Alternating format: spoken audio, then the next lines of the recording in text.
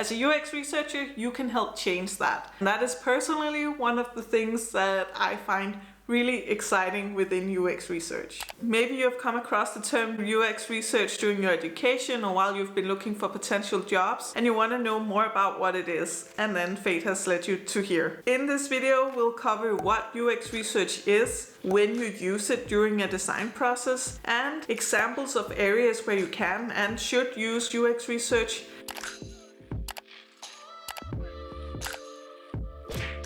UX research is also known as design research, and to put it simply, it's basically the foundation for any good design, whether that be a product, a service, an experience, or a process. It increases the chances that a design is actually aligned with the needs of the people that are eventually going to use it or be affected by it, and that it will actually work in the context that it's going to be a part of. I give you 5 really good reasons for why we need UX research in this video.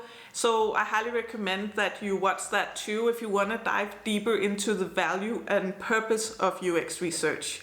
Of course, after you watch this video. So UX research is both qualitative and quantitative research about the users or potential users of a product, a service, a process, or an experience. Quantitative research will give you statistical answers to things like how many people are doing this or that or using this product or service, or how much money or time do they spend doing certain things. Getting statistics about the extent of a phenomenon is really valuable if you're going to evaluate the potential market for a new product, or if you're going to evaluate the effect of a change in a service that you made. But if you're familiar with this channel, you know that I have a soft spot for qualitative research. And that is because qualitative research allows you to understand your users' worlds. You get to understand what they find meaningful, what they think or feel about certain things, what they really need and want.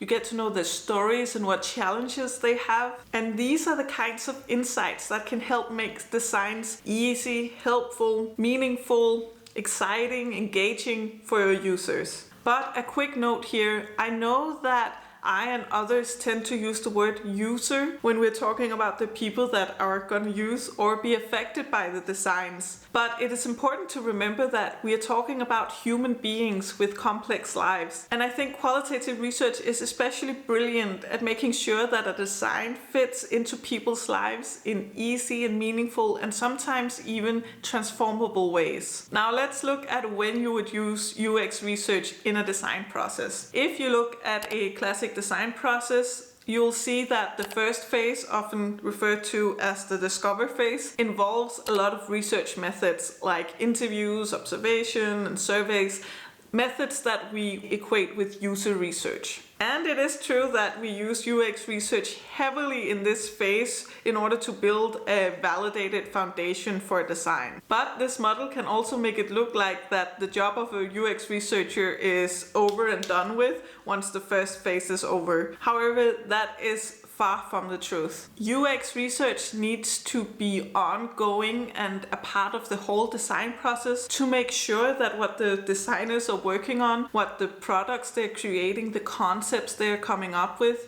still makes sense for the users. In the later design phases, UX researchers will, for instance, do usability testing or A/B testing in order to see how well a design achieves the desired goal. They can also do interviews or focus groups to discover what the users actually think about the concept, or they can do diary studies or observations to evaluate if the people are actually using the products or if they're using it in the way that's intended. Often new insights appear that needs to be integrated, and in that sense, UX research is really a red thread throughout the whole design process. Now, I may have made it sound like UX research is only used within product design, but in reality, it is much more diverse than that. So yes, it is used heavily within tech design like apps, websites, online services, smart devices, and the like. But you'll also find it very useful within services connected to job centers, your local doctor or hospitals, or whatever place that provides a service to you. Oftentimes, services are designed around the practicalities and needs of the service provider,